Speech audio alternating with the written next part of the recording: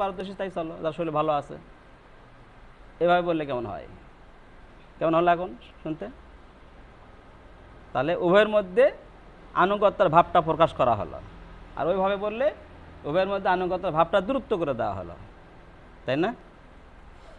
এই জন্য বাংলাদেশের ওয়াজগুলান আমাদের যুব সমাজটাকে নষ্ট করে দেওয়া হয়েছে।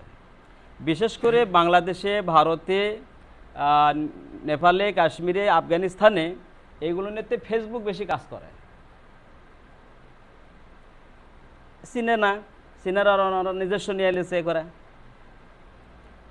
ওদের ইয়েতে চলে, কারণ ফেসবুকে মানুষ প্রভাব ফেলে। আর অন্য অন্য দেশে মানুষ বেশিরভাগই গুগল এইগুলোতে সার্চ করে যারা বিশেষ কিছু দেখে, তারা তো সময় দেয় না। মানে থাকেন বাংলাদেশে, আর আপনার কৃষ্টি কালচার, কাপড় চোপড়, ওটা বসা, মাথার চুল ডিজাইন, সব কৃষ্টি কালচার হলো আপনি আমেরিকার, আর বিচার চান সৌদি স্টাইলে। তখন যেন হয় এক হাতে গু মাখে, এক হাতে আতর মাখে, কোনটা কি বুঝতে পারে? হযরত আমিরুল মুমিনিন ওমর ফারুক রাদিয়াল্লাহু তাআলা আনহু উনি ওনার স্ত্রীকে নিয়ে যা বললেন, পথের মধ্যে বললেন, শোনো, বাচ্চা ডেলিভারি হবার পরে তুমি যেন কখনো বলো না যে আমি আমিরুল মুমিনিন ওমর ফারুক, অর্থাৎ এই দেশের অর্ধেক জাহানের রাষ্ট্রপতির আমি স্ত্রী। এ কথা বলো না, লোক হয়ে রাখো। উপকার করতে আসছে, উপকার করে দিয়ে যাবা। তো পরে বাচ্চা ডেলিভারি উনি করলেন, যা কিছু প্রয়োজন মহিলা ধাত্রীত্ব বিষয় যা আছে উনি করলেন, বাচ্চা আল্লাহ পাক ডেলিভারি করে দিলেন। মেয়ে মানুষ তো, বাচ্চা সুন্দর আছে, করছে যে ওগো আমিরুল মুমিনিন বাচ্চা দেখে যাও। মানে সৌদি আরবে লেখাপড়া থাক আর না থাক, কিন্তু আরবি শুনতেও ওরা বুঝতে পারে। আমরা যখন লেখাপড়া না থাকলেও একদম বাংলা পেপারে যে গড়ে বসতে পড়ে, বুঝতে পারবে না কি করছে, ঠিক ওনারা বুঝতে পারে। কি করলেন আপনি? ইনি আমাদের দেশের এই অর্ধেক জাহানের প্রেসিডেন্ট, রাষ্ট্রপ্রধান। তো বলছে হ্যাঁ ইনি। মেয়ে মানুষ তো আবেগ খায় ফেলা দিয়েছে। ও নিজে দুই হাত ধরে অনয় বিনয় করলেন, মাপসাপ চাইলেন, বেয়াদবি করছেন, এগুলো আপনার সাথে চিনতে পারেন আপনাকে। তো এত সুন্দর ইসলামের আচরণ, কৃষ্টি কালচার মুহাম্মদ রাসূলুল্লাহ সাল্লাল্লাহু আলাইহি সাল্লাম আপনাদেরকে এত সুন্দর আদর্শ শিখিয়ে দিয়ে গেছেন, আমাকে কলমে পড়ায় দেন, আমি আর দূরে থাকতে রাজি নাই। পরিষ্কারভাবে আমরা ঈমান রাখবো, ইসলাম এসেছে মানুষের মাঝে, সেগুলো হলো নম্র, বিনয়, ভদ্র, সুলভ আচরণে। বলে তরবারি, যুদ্ধ, ওগুলো ভিন্ন বিষয়, ওগুলো ভিন্ন বিষয়। ওইগুলো একটা আইন আছে, বিধান আছে, শরীয়তের একটা আইন আছে, সেই ক্ষেত্রে ওটা প্রয়োগ হয়ে গেছে। সেটা হলে করবি, সমস্যা কি আছে? না ঈমান থাকবে না, নামাজ কালাম থাক আর না থাক, দেশের স্বার্থে আরেকটা দেশের সাথে যুদ্ধ করতে পারে, সেখানে মারা গেলে শহীদ হবে। কিন্তু যেখানে গেলে আত্মহত্যা নিশ্চিত, সেখানে যে আপনি মরবেন আর শহীদ হবেন, আপনি মুখে ফুটে করবেন, কিন্তু কিয়ামতের দিনে তো হবে না, কিতাবে লিখবে না। তাই যদি হয় তাহলে মুহাম্মদ রাসূলুল্লাহ সাল্লাল্লাহু আলাইহি সাল্লাম হাদিস শরীফে এসেছে, এগুলো শোনার দরকার। এগুলো ব্যাকগ্রাউন্ড, এগুলো আলোচনা হয় না, ওই আলোচনা হয়, আলোচনা হয় না। আল্লাহ রাসূল সাল্লাল্লাহু আলাইহি সাল্লাম বলেছেন যে কিয়ামতের দিনে অনেক মানুষ উঠবে যে আমি শহীদ হয়ে আসছিলাম, শহীদ দাবি করবে। আল্লাহ রাব্বুল আলামিন বলবেন যে হ্যাঁ, তুমি মৃত্যু হয়েছিল অন্যর আর একজনের আঘাতে প্রাপ্ত হয়ে, এটা ঠিক। তোমার গোসল হচ্ছে, কাফন দাফন হচ্ছে, জানাজা হচ্ছে, শরীয়ত মতে কবরস্থ হচ্ছে, সব ঠিক আছে, কিন্তু তুমি শহীদ নয়। কেন? মানুষকে হিম্মত বা পাওয়ার জন্য, সম্মান পাওয়ার জন্য, বীর সাজার জন্য তুমি নিজেকে এগুলো করছিলা, ওইগুলো দুনিয়াতে চাইছিলে, দুনিয়াতে ওইগুলো দিয়েছিলাম। তোমার কবরে সাইনবোর্ড আসলে বীর শহীদ অমুক, বাস সম্মান পাশা ফুরে গেছে, এখানে মাইনাস হয়ে গেল। নাউজুবিল্লাহ, আস্তাগফিরুল্লাহ। তাহলে এখন যুদ্ধ হচ্ছে না, তাহলে শহীদ পাওয়ার উপায় কি?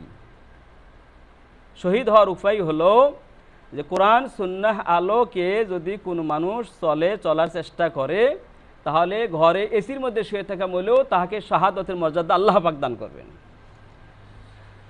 কেমন যার দান করবেন? মিনান নাবিয়িন ওয়া সিদ্দিকিন ওয়া শুহাদা ওয়া সালিহিন উলাইকা হাসুনা উলাইয়া রাফিকা। এই কেমন দান করবেন? যে সে তো নবী না, মিনা সিদ্দিকি না, সে তো সত্যবাদী দলভুক্ত না, মিনান নবী ই না, সে তো নবী না, সোহাদা, সে তো শহীদ হয়নি যুদ্ধের ময়দানে, আমলে সলে মানে সে তো আমলে সলেও করেনি। তাহলে কি জন্যই এই মানুষটাকে মুক্ত খাঞ্চন মেম্বারে চেয়ারের উপর বসে রাখা হয়েছে? মুসলিম শরীফের হাদিস, আর এটা কোরআন। অনেক নবী রাসূল হিংসা করবে যে আমরা হলাম নবী আর মুহাম্মদ রাসূলুল্লাহ সাল্লাল্লাহু আলাইহি সাল্লামের তিনার উম্মতকে মুক্ত খাঞ্চন মেম্বারের উপর চেয়ারে বসানো হয়ে গেছে আর আমরা নিচে আছি। এইগুলোর কারণ কি? আল্লাহ রাব্বুল আলামিন বলবেন, ওরা নবীক দেখেনি, জান্নাত দেখেনি, জাহান্নাম দেখেনি, শুধু দূর থেকে ইসলাম শুনে শুনে কোরআন সুন্নাহর আলোকে চলাফেরা করছেন। এই জন্য 50 জন সাহাবীদের আমলনামায় যে সওয়াব আছে, নবীর সুন্নাহ তরিকায় চলার জন্য 50 জন সাহাবীর আমলনামায় যতটি সওয়াব আছে, ওইটি সওয়াব এই জন্য এই বান্দার নামে লেখা হয়েছে, শেষ জামান উম্মতের জন্য লেখা হয়েছে। ছোট কথা নাকি? এই জন্য ডক্টর খন্দকার আবদুল্লাহ জাহাঙ্গীর রহমাতুল্লাহ আলাইহি আস-সুন্নাহ ট্রাস্ট প্রতিষ্ঠা করলেন। সুন্নাহ কাকে বলে? এখন আমাদের তো সুন্নাহর আর শেষ নাই নাকি? সেদিন ভাত খাচ্ছে বলতেছি যে ওকে দেখতেছি আরেক ভাই বসে আছে, কাঁচা লবণ খান নাকি? তো বলছে যে না খান না। তাই ওই খাই না, কিন্তু ওই ভাত খাওয়ার আগে মুখে দেয় ওই যে হারি উম্মারিয়া, না খাইন না। সব ক্ষেত্রে আবার অনেক ক্ষেত্রে আবার না, আপনার যেহেতু বাতগ্রস্ত কাঁচা লবণ খাইন না, কারণ ইউরিক অ্যাসিড বাড়ি হয়, বেড়া যাবে।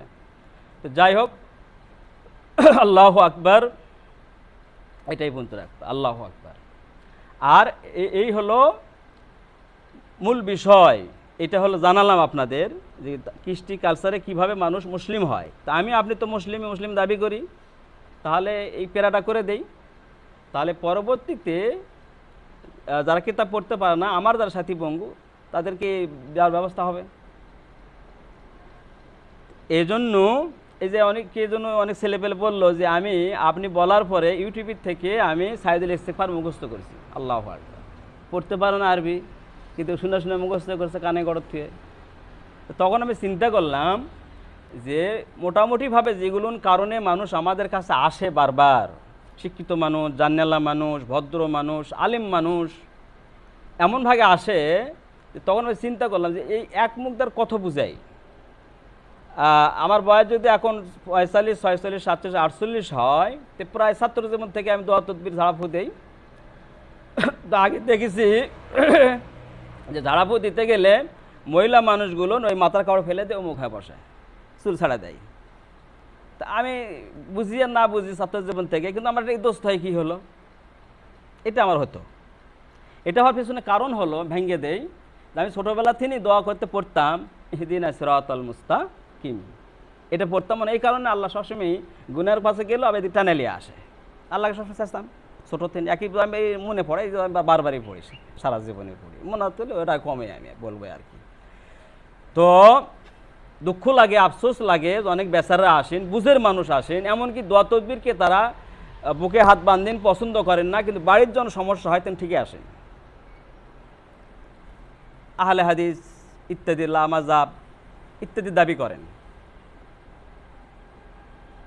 কিন্তু দেখা গেল যখন কোনো বেকায়দায় পড়েন, অনেক শিক্ষিত মানুষ হোক, যদি বালিশের মধ্যে থেকে লাল লাগে আরবি একটা কাগজ বাড়াতে ভয় খায়, ওটা নাইলে দেন তো এটা কী লিখছে।